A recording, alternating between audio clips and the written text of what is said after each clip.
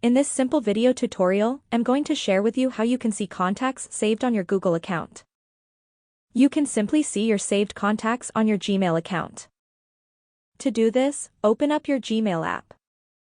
Tap on the three lines on your upper left corner of the screen. Then scroll on to the option of Settings. Tap right here. Select the first option of your Info, Privacy, and Security.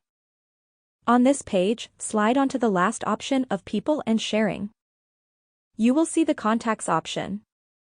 Select on Contacts and then you will be able to see all contacts you saved on your Gmail account. That's how easy it is to see your saved contacts on your Google account. If you have any questions, just let me know in the comments section down below.